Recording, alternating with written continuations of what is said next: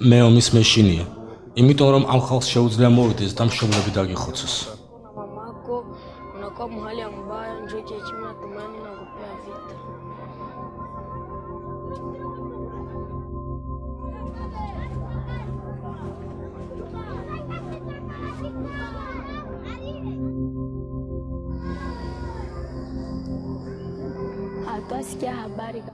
დედა ჩემზე ამ დრომდე არაფერი ვიცი. არ ვიცი სად გაქრა.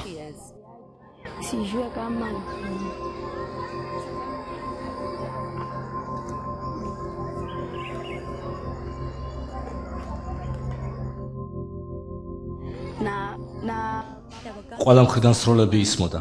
დედამ გამაკვირდა და მითხრა რომ უნდა გავქცეულიყავით. როდესაც მასისის ცენტრს მივუახლოვდით, იქ უკვე ბევრი ხალხი იყო.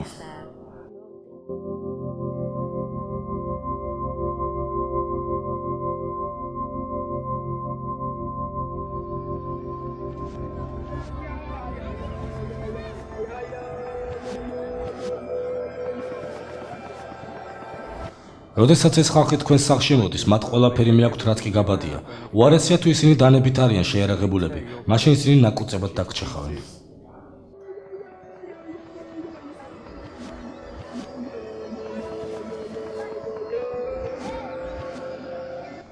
რაღაც მომენტში მე დედა დამეკარგა და მე ის უკვე აღარ მინახავს.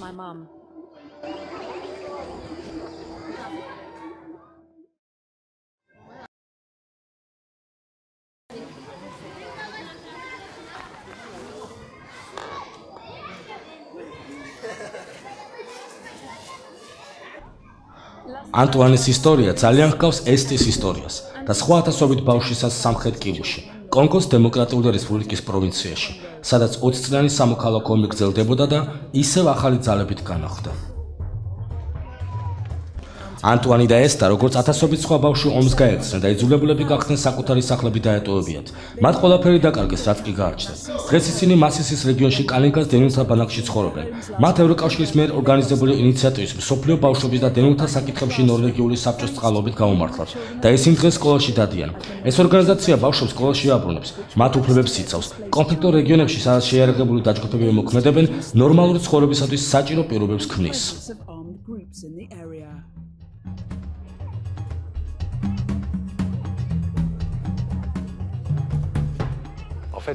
ბავშვები ხშირად ხდებიან ამდაგვარი შეიარაღებული დაჯგუფებების სასურველო ნადავლად. მთავარი რისკი იმაში მდგომარეობს, რომ ისინი ბავშვებს სამხედრო მოქმედებებში იყენებენ, აიძულებენ მებრძოლთა რიგებში ჩადგომას. ამას გარდა ბავშვებს შინაური საქმეების მოსაგვარებლად იყენებენ, გოგონებს კი სექსუალური მონებად აქცევენ. They risk ending up as sex slaves. Des esclaves sexuels. Les mois qui passent, il y a aussi les années qui passent aussi, n'est-ce pas? Alors, l'année passée, vous étiez à quelle année? L'année passée.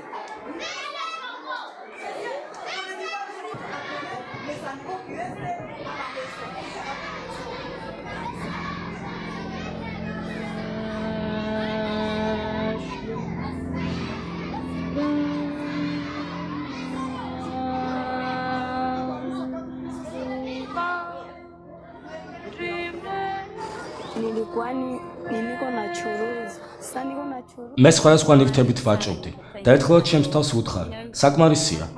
ჩემი მშობლები დაიხოცნენ. მუთ მთელი ცხოვრება ამ საქმით უნდა ვიყო დაკავებული და როდესაც დავინახე რომ სხვა ბავშვები სკოლაში მიდიოდნენ, მეც წავედ და ჩავეწერე.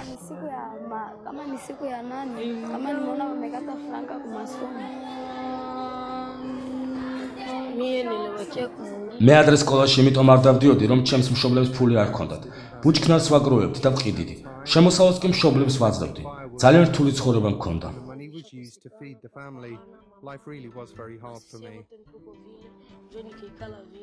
ნიმის დამწყებითი სკოლა, სადაც ესტა და ანტუანი სწავლობენ, გასულ წელს ეთნოსთა შორეულში ევროკავშირისგან გამოყოფილი თანხებით აღადგინეს. გასულ წელს კონფლიქტის მსვლელობისას 500-ზე მეტი სკოლა დაზიანდა ან სრულად განადგურდა. დღეს ნიმის სკოლაში 600-ზე მეტი მოსწავლეა. დენილთა საკითხებზე მომუშავე ნორვეგიულმა საბჭომ ასობით ბავშვი მერცხებთან დასვა და ეს შესაძლებელი სპეციალური საგანმანათლებლო პროგრამების დამატებითი გაკვეთილების და ყველაზე ღარიბი ოჯახებისთვის ფინანსური დახმარების წყალობით გახდა.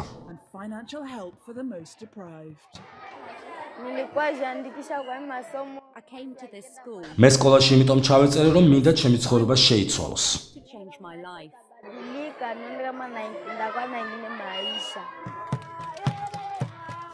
შეცვალო ბავშვების ცხოვრება არც თუ ისე რთულია.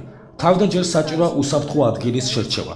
მაგალითად, ბლუშერბერში, ბავშვთა ცენტრში, სხვა წრეებში 2000-ზე მეტი ბავშვი მონაწილეობს, მაგრამ ეს მაინც ზღვაში წვეთია. მხოლოდ 40%-ზე ნაკლებ ბავშვს აქვს შესაძლებლობა დევნილთა ბანაკებში იცხოვრონ და ისწავლონ.